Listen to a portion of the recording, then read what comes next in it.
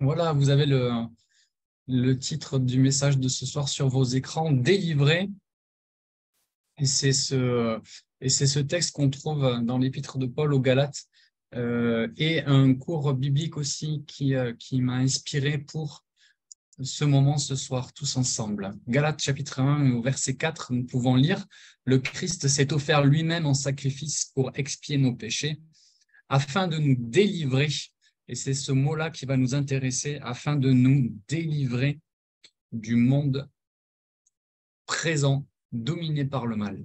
Il a ainsi accompli la volonté de Dieu notre Père. Merci Seigneur. Alors d'abord, en préambule, en introduction, on peut voir dans ce verset vraiment le cœur de l'évangile. C'est notre Seigneur Jésus qui s'est donné pour nos péchés, pour réparer nos fautes, pour les couvrir par son sang.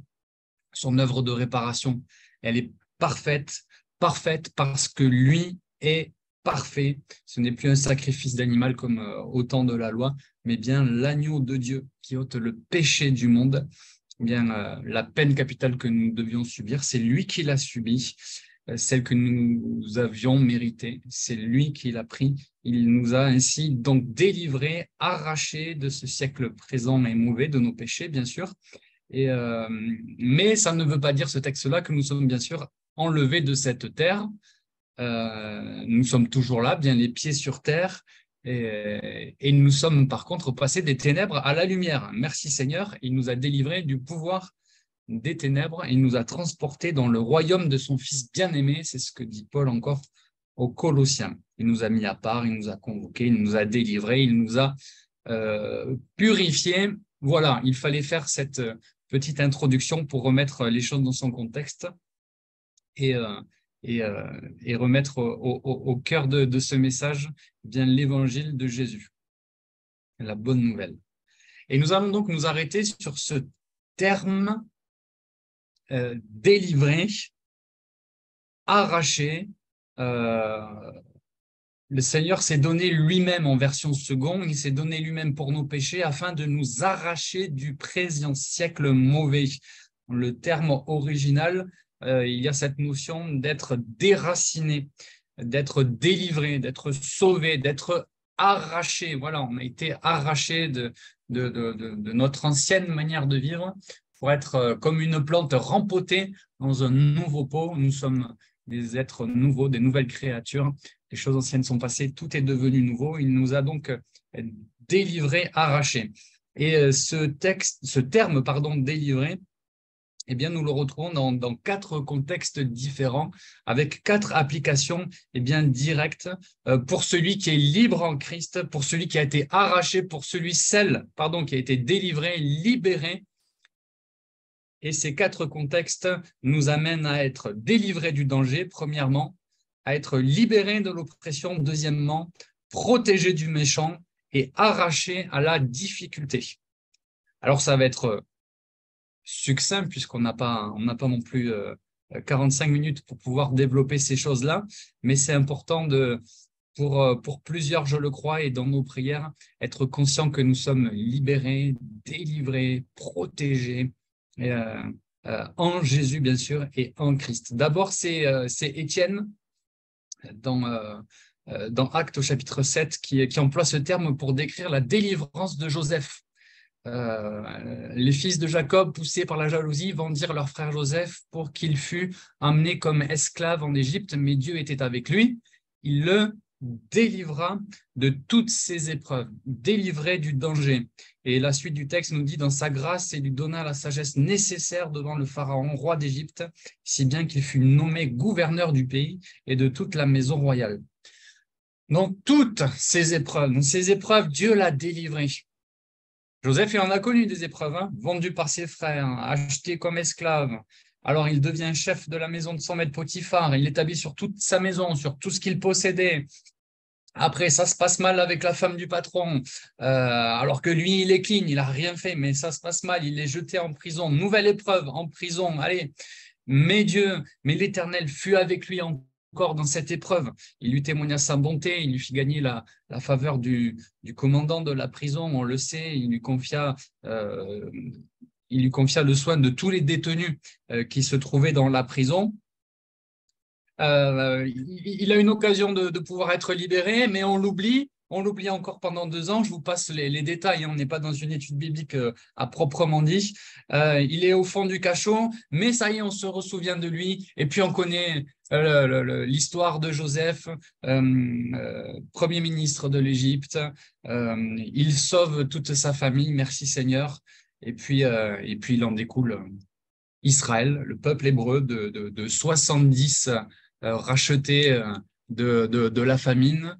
Eh bien, on sait qu'à la sortie d'Égypte, plus de 600 000 hommes, sans compter les hommes et les femmes, forment le peuple hébreu. Tout ça pour dire que dans toutes ces épreuves, eh bien, Joseph fut délivré du danger. Merci Seigneur pour nous aujourd'hui, l'application que nous pouvons en faire. C'est que mon frère, ma sœur, mon ami, si tu passes par le danger, eh bien, Dieu a la tout-puissant pour te délivrer. Il est avec toi. Toi, sois en lui. Le titre du message, c'est Délivrer en Christ. En Christ. Joseph faisait confiance à Dieu. Mets toute ta confiance dans l'Éternel et tu verras sa main sur ta vie. Toujours Étienne qui emploie ce terme pour décrire la libération de l'oppression égyptienne. Deuxièmement, j'ai vu la souffrance de mon peuple en Égypte, j'ai entendu ses gémissements et je suis descendu pour le délivrer. Et maintenant, viens, je t'envoie en Égypte. Il parle là à Moïse, bien sûr. Dieu n'est pas indifférent à la souffrance. Il entend les gémissements de nos cœurs. Il entend quand on va mal. À nous de lui exprimer, à nous de venir à lui. À nous aussi, peut-être, bien comme nous le faisons ce soir, à exprimer peut-être les souffrances de quelqu'un pour l'apporter au trône de la grâce de Dieu pour la délivrance de l'oppression. Alors l'oppression, est-ce que c'est un collègue? Est-ce que c'est un ami? Est-ce que c'est un directeur? Est-ce que c'est un patron? Est-ce que c'est même quelqu'un peut-être de ta famille? Fais confiance à Dieu. Au moment voulu, il te délivrera de cette oppression. Mets ta confiance en lui, fais-lui confiance, comme on le dit souvent, comme on le chante souvent, même si tu ne le vois pas, il agit. Il agit dans le secret. Il a envoyé Jésus pour te libérer une bonne fois pour toutes de l'oppression du mal. Même si les gens autour de toi t'oppressent, bien Jésus est celui qui te libère de l'oppression. Délivré. Délivrance de Joseph, libérance de l'oppression du peuple hébreu, protection par rapport aux méchants. C'est Pierre, cette fois, qui utilise ce terme. Pierre a utilisé ce terme quand il témoigna de sa libération miraculeuse de prison et qu'il a été protégé. Ah, maintenant, je le vois bien, c'est vrai, le Seigneur a envoyé son ange et m'a délivré des mains d'Hérode et de tout le mal que voulait me faire le peuple juif. Tu es protégé, mon frère, ma sœur, du malin. Alors souvent, ça nous arrive, souvent, quelquefois plutôt, de devoir rassurer un frère ou une sœur quant à des oppressions sataniques. Ça nous arrive de devoir rassurer quelqu'un qui est en Christ, on sait croyant, et il dit, ouais, mais est-ce que là, il n'y aurait pas quelque chose par rapport à Satan et par rapport au diable? Alors oui, ça existe. Les oppressions, ça existe. Les attaques du diable, elles existent réellement, mais celui qui est en toi, il est plus fort que celui qui est dans le monde. Forcément, le diable, il n'est pas content de voir des gens qui changent de vie. Il n'est pas content de voir des gens qui donnent toute la place à Jésus, alors que c'est lui qui avait la place avant. Si Jésus a toute la place en toi, et il l'a, alors que tu es enfant de Dieu et que tu as son esprit en toi, aujourd'hui, le diable n'a plus accès à ton être intérieur. Tu es protégé du méchant. Tu es protégé, tu es un enfant de Dieu, un enfant de lumière. Qu'y a-t-il de commun entre la lumière et les ténèbres? Tu es protégé. S'il fallait le rappeler pour quelqu'un, c'est peut-être le cas d'un frère, une sœur ce soir qui se sent attaqué, peut-être dans ses pensées, dans son être. Tu es protégé. Merci Seigneur, en Christ. Et enfin, tu es arraché à la difficulté. C'est Paul, dans ce texte que nous allons lire, qui, comme le décrit le commandant romain Claudius Lysias, qui adresse ses salutations à son Excellence le gouverneur Félix, pas Phénix, il lui dit « Les Juifs s'étaient saisis de l'homme que je t'envoie, Paul, et ils allaient le tuer. Quand je suis intervenu avec la troupe, je l'ai arraché. Je l'ai arraché de leurs mains. Paul a été arraché de la difficulté. Combien de fois Paul a été arraché de la difficulté? Là, dans ce cas-là, c'est les Juifs qui voulaient le faire mourir. Ils avaient mis en place un complot, un guet-apens. Ils s'étaient fait dans l'idée que lors d'un transfert, ils allaient pouvoir tuer Paul. Mais Paul fut sauvé par quelqu'un qui avait entendu parler du guet-apens, son neveu. Il en avait entendu parler. Et encore une fois, il y a quelqu'un qui est là et qui entend, qui connaît ta situation. Même si quelqu'un complote contre toi, comme ces Juifs avaient comploté contre Paul, même si quelqu'un fait des stratégies mauvaises contre toi, eh bien, au moment voulu, tu seras arraché à la difficulté. Parce que oui, les difficultés, quand elles se présentent devant nous, parfois elles sont bien enracinées. Elles sont bien enracinées, elles sont bien là. Mais Jésus, lui, il est plus fort. Il a arraché, si je puis dire, le pouvoir de la mort. Il nous a arrachés de notre ancienne manière de vivre. Aujourd'hui, nous sommes enracinés en lui seul, en lui seul. On peut noter aussi quelque chose, c'est que quand on est croyant, eh bien, on n'est pas dans un monde où tout va bien tout le temps. C'est-à-dire qu'on peut avoir, oui, ces difficultés. Oui, passer par le deuil, comme plusieurs familles de notre assemblée passent par en ce moment, la maladie, les difficultés du quotidien. Notez que un faux évangile nous enseignerait que, eh bien, tu ne seras pas touché par la maladie, tu ne seras pas touché par les difficultés, tout ira bien si tu donnes ta vie à Christ, tout ira bien encore mieux si tu donnes beaucoup d'argent. Ce serait un faux évangile. Le vrai évangile, c'est la puissance de Dieu pour celui, pour quiconque croit et qui te sauve de la perdition éternelle. Quand tu es dans le danger et tu vas y passer, et on y passe forcément un jour ou l'autre, il a le pouvoir de t'en arracher, il a le pouvoir de t'en délivrer. Aujourd'hui, mon frère, ma sœur, tu es délivré. Tu peux en priant, le proclamer. Délivré, libéré de l'oppression, protégé du méchant, du malin, arraché à la difficulté.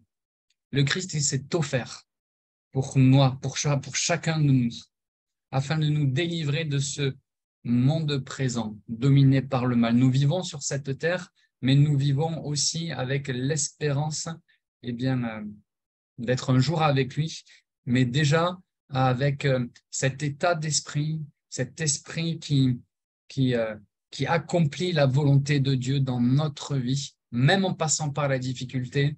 Eh bien, ayons foi, croyons que nous sommes libérés, délivrés du danger, protégés, arrachés à la difficulté quand lui l'aura décidé. Dans toutes ces situations, on a vu qu'à chaque fois, il y a eu un élément déclencheur, le neveu, le, la difficulté avec Potiphar, quelqu'un qui vient donner à Joseph la bonne direction, Pierre qui est délivré des mains d'Hérode par sa libération miraculeuse de prison. Voilà, cet élément déclencheur, le Seigneur t'aide à l'attendre quand lui, eh bien, l'aura décidé. Pendant ce temps, nous prions avec foi, et bien que nous sommes enfants de Dieu, nous sommes sauvés et que nous sommes vraiment délivrés, libérés en lui. Il nous a appelés à passer des ténèbres à son admirable lumière. Voilà ce qui fait notre joie. C'est que nos noms sont inscrits dans les cieux, que nous sommes enfants de Dieu. Et pendant la difficulté, eh bien, tiens bon, mon frère, ma sœur, sachant que tu seras arraché, libéré, délivré, protégé sur ton chemin. Merci Seigneur, merci Jésus. Nous pouvons prier ensemble, mes frères et sœurs. notre Dieu, notre Père. Nous croyons qu'en Christ, eh bien, tu nous donnes la vie. Tu nous as donné la vie. En Christ, tu nous as déjà arrachés de notre ancienne manière de vivre, de la boue du péché dans laquelle nous étions embourbés. Et tu nous as arrachés pour nous planter dans ton royaume. Merci Seigneur, tu nous as fait passer des ténèbres à la lumière. Et enfants de Dieu, nous croyons eh bien, que nous sommes, quand tu l'as décidé, oui, libérés des oppressions, arrachés à la difficulté, délivrés, complètement libres en toi. Merci Seigneur parce que le chemin que tu as préparé par avance, eh bien, nous voulons y marcher, même s'il y a des difficultés sur le chemin, des deuils, des maladies, des oppressions. Oui, nous le savons, mais en toi, nous sommes comme, eh bien, en sécurité. Nous sommes en sécurité, en toi et en toi seul. Merci Seigneur, merci Jésus pour cette délivrance. Merci parce que nous savons que un jour nos yeux te verront et là il y aura la pleine délivrance, cette espérance qui nous fait vivre et qui soutient notre âme. Merci Seigneur. En ton nom Jésus, à toi la gloire. Amen.